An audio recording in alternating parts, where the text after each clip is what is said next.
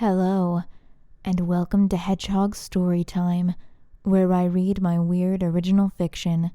The following story is part of the Edie Valley Project, linked to the playlist in the description below. Yes, you have to read them all. No, that is not a request. This is a story I've been wanting to tell for a little while. This is part story, part just kind of character thing for myself to kind of figure out what the fuck I'm doing. So, yeah, enjoy this, I guess. Here's, further downward. Anaxagoras liked to smile. He liked to laugh. More than anything, he liked to be amused. Before the Unity had existed, before any of this, he'd been a drifter, driving around looking for the next high. Whether that be drugs, sex, or murder didn't matter to him.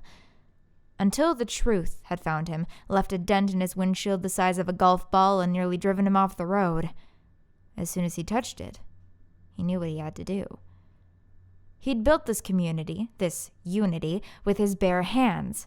Well, maybe it was more accurate to say that his mouth had instructed others to build this unity with their bare hands, but it was all the same to him. That's why he wore the sunglasses, so people would only focus on the moneymaker. All he had to do was proclaim some gobbledygook about purity and the universe, and they all loved him. He was a god to these people, a philosopher, Anaxagoras reborn. His name really was Raz. The longer version was what he told women he wanted to love him and men he wanted to fear him. And usually it worked. If it didn't, he had other methods. That girl Cindy needed some other methods, but when she was finally broken, the victory would be so sweet. Her lover, that blood-sucking scum, was the key. He could pretend to be noble, good even, all he wanted, but all he needed was a push, and his true colors would show. As much as he hated the thought, to get him there he was going to have a little heart-to-heart with the vampire, had to see how close he was to breaking. Soon. He wanted it to be soon. The thought of that girl finally throwing herself on him was too much to bear. He licked his lips, savoring the imagining. Yes, that would be the day. Once Raz got his mind set to something, absolutely nothing could get in his way. Except when someone did. "Oh, Rasputin!" called a voice, and Raz turned to see Abigail Hodge waving at him from across the common. Anaxagoras, he corrected her as she skipped over to him. "Oh, of course," she gasped in embarrassment. "My apologies. I get my collective leaders so confused." Abigail had been a thorn in his side for a while, but she had proven very useful. She'd been the one who had set up all of the machines for his arena, and beyond that, she had a lot of knowledge of the creatures, things that Raz wanted destroyed. She knew how to contain a werewolf, starve a vampire, disable a witch. "What can I do for you, milady?" He dipped his hat to her slightly. Even if he was in a hurry, he was always a gentleman. "Well," she said, "I wanted to have a discussion with you about the truth. You see, that Cindy girl isn't the only one who knows something about it." All right. Now he was interested. Raz touched the fragment dangling from his neck. It was slightly warm to the touch and sort of scared him. There was something in it. It would taunt him sometimes, in his sleep, with images and words, but he could never quite make out what they meant, like trying to have a conversation through frosted glass. It was broken. What could be done with a broken truth? "I'm listening," he said. "I'd love to tell you everything I know, but not now," she grinned, as if she had him wrapped around her finger. She didn't. "Tomorrow night, perhaps, but I have enemies nearby. I need to see that vampire you've got locked up will soon be broken before I can make a move. Can you do that for me?" He laughed. "Already in the process, darlin'." He began to slide past her. "In fact, I was just going to see him now. We'll be having that discussion awfully soon." "Ooh, I can't wait." Abigail clapped her hands together. "Good luck." "Oh, Miss Hodge," he crooned. "I don't need luck." He walked on by, towards the towering structure of the arena. A wonderful metaphor, if he did say so himself.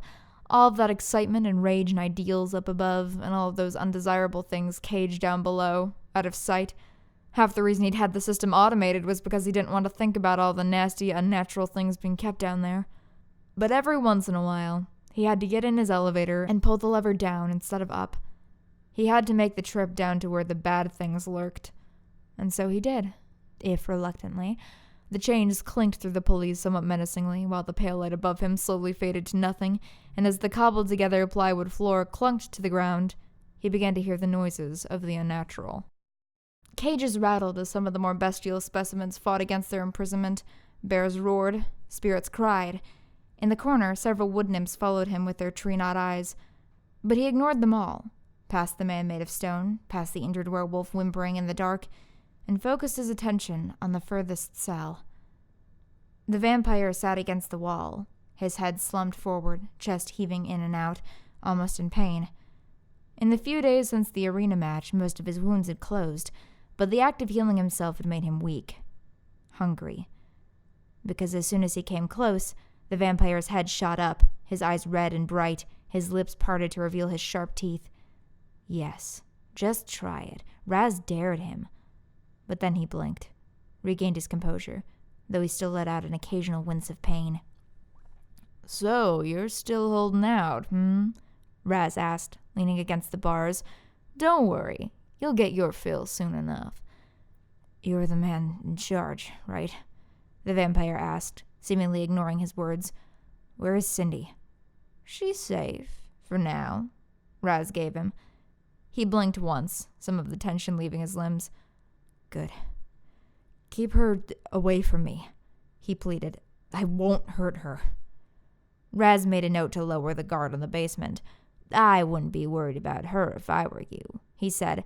"Maybe worry about yourself, if you're even capable of it." "What is that supposed to mean?" Laughter bubbled out of Raz unheeded. "You're good. You're very good," he admitted. "But I know what you are. You may have fooled the girl, but you can't fool me. You're a goddamn animal. You eat us. You can try not to. You can pretend with your rodent diet and human girlfriend, but we both know it's only a matter of time before you lose yourself again. Have a little snack." "Not if I had a choice." The vampire stared him down. "You're the one backing me into a corner." "I'm just helping the process along." Raz stared right back. "It would have happened sooner or later. Maybe you would have started licking her tampons and it would have just escalated from there. It wouldn't have been enough. You would have drained her dry and felt no remorse because you're a goddamn monster. I saved that girl's life." "We're not talking about Cindy anymore, are we?" The sudden silence hung in the air. "What happened to you?" the vampire asked. "Don't worry." Raz changed the subject. "You'll be fed soon. Tomorrow. Resist if you want. It'll only get worse." There was no response. Raz turned and walked away, trying not to think about teeth and ragged necks. He'd proven for the monster he was. They all were. All of the unnaturals he had caged up. Every single one.